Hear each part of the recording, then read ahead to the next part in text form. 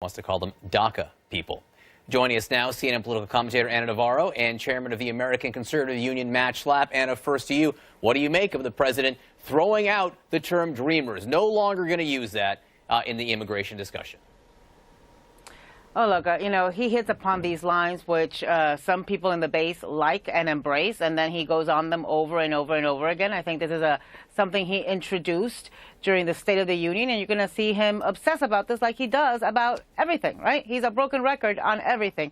Look, they are called dreamers. That's what the bill that was introduced decades ago for them was called. DACA and DREAM are actually different things. They're a different set of people. DACA is a subset of the people covered by the DREAM Act, which was introduced. DACA was created by Obama. DACA is an executive order. DREAM is a bill that was introduced. So they're really different things. But I think what he's doing here is blatantly obvious. He's playing to his base. He won approval, Matt, from at least two people on how he is defining the Dreamers discussion. Let me read you a couple of tweets here. The first is from David Duke. Thank you, President Trump. Americans are dreamers, too. Richard Spencer, Americans are dreamers, too. So they're pleased with the president's new shift on this. Yeah, and they're both repugnant people, and I don't wish to associate with them at all. But I do think it's very fair for those immigrants, and I was listening to talk radio on the way in, for the immigrants who are newly arrived in America, who did it the right way and waited in line, for those people who are waiting in line to become Americans. Let me ask you this question, John. Is it the right first lesson for people who waited in line, filled out all their paperwork, paid all the processing fees, and is it right for them to be delayed even further so that people who get to skip in line come first? I think in America, the important first lesson for new immigrants and for people who want to be Americans, and I'm so happy that so many of these people, including people overseas, want to be Americans, but there is a process to become an American, and I think that's what the president is saying, which is that is what the true dream is, to be an American and to follow the rules and for everyone to be treated the same way. Well, Matt, will you no longer use the term dreamers to describe I never these people? have. I don't use it because it's a slogan that was used politically. It's fine if they want to use that slogan. I'm not fearful of the slogan. But I'm a Republican who believes in immigration. I think immigrants have made this country better. And I think we ought to have a process. And I think the president has a good plan to make sure that we have a good process. Anna?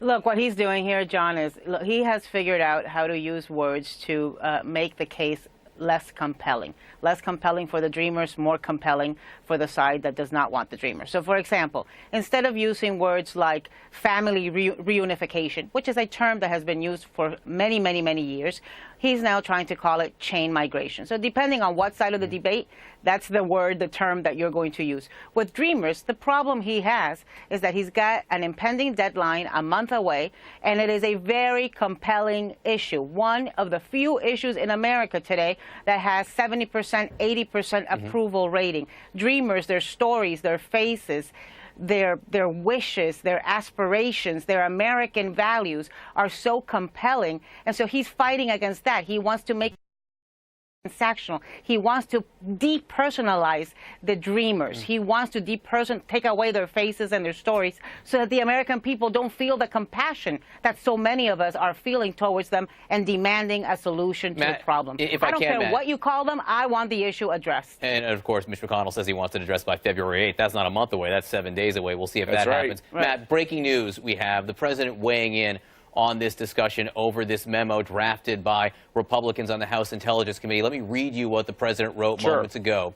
The top leadership and investigators of the FBI and Justice Department have politicized the sacred investigative process in favor of Democrats and against Republicans, something which would have been unthinkable just a short time ago. Rank and file are great people. So the top leadership and investigators of the FBI and Justice Department, the top leadership that comes to mind for me, Jeff Sessions, the Republican appointed Attorney General by the President of the United States, the Deputy Attorney General, Rod Rosenstein, a Republican appointed by the President of the United States, Christopher Wray, a Republican appointed by the President of the United States. Are these the people he's referring to as having politicized the sacred investigative process? Look, John, it's a very fair question. These are very troubling times. I am disgusted and dismayed that during a presidential election, President Obama used the intelligence community to essentially spy on his political opponents. Says who? I think Says who? Hang on. Let me finish. You just said President Obama used the intelligence community to spy on his opponent. He did. Says who? Where's your proof? Okay, so John, that's why all this needs to be released, because let me ask you a question. How did they get the FISA warrant if Obama appointees didn't go after to get that FISA warrant in order to spy on the Trump team in order to find information, right? Hang on, that could be politically. Hang on. No. You asked me a question. Hang on. The FISA process is this: the investigators who are not politically appointed, they go through this process. And then it gets signed off on by Justice Department leaders who may be politically appointed and then approved by a judge. No, I agree with everything you said, despite one fact, which is what they did to get this FISA warrant was to use. What'd you say? Who's they? The specific person? Who? The name, rank, and serial number? That's why I want to read this memo. That's why you should read this memo, which you haven't read, which most Americans have not read. Most Congress people have not read. They haven't read the documents behind the FISA memo. Well, Devin Nunes hasn't read the documents behind the memo. I don't think that's right. That's not right. It is. That's not right. It is. That's not right. It is. No, they were read by two people. They were read by Trey Gowdy. He was the one Republican on that committee who read them, and they were read by Adam Schiff on that committee. I have full confidence that Devin Nunes understands that there was an abuse of power by one administration of the Democratic Party to try to... Who? Tell me who. You keep on saying there's abuse of power. I did. I said it was President Obama and his appointees used their political power to go after their political opponents. John, this is clear, which is we've never had this before. It's why a lot of liberals and conservatives agree on this issue.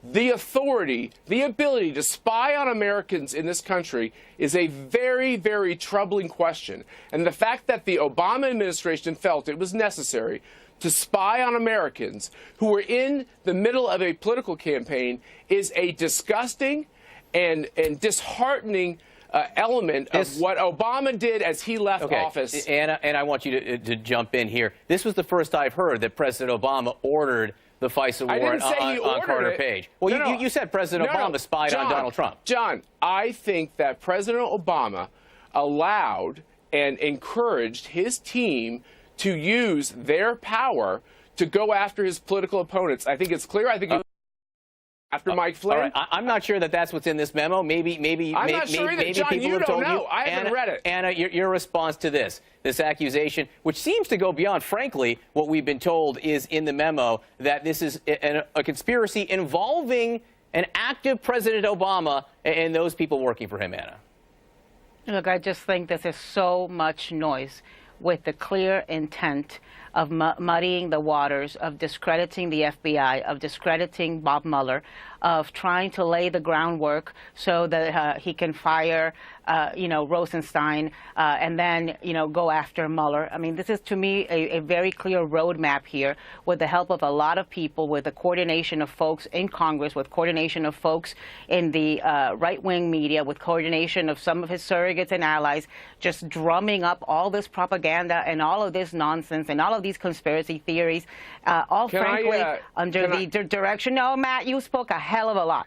Now, let me just say this. I think you can take that tweet by Donald Trump, reword it, and a lot of America would think it's very accurate. I think that if you said the top leadership of the White House and the top leadership of the House Intelligence Committee has politicized the sacred investigative process in order to help Donald Trump, a lot of people, including myself, would think that that is what's happening in America right now. We are, this noise is just drowning, and it is. Hang on. Are there barriers? Hang on, Matt, we got to hang on. So incredibly disappointing.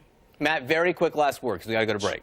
Yeah, I'm just saying, look, liberals and conservatives should agree on this. The power of the federal government can be so troubling, and shouldn't there be guidelines? Should we not use the FBI? Should we not use the FISA courts to go after our political opponents? I don't think either party should do that. I think this is reprehensible.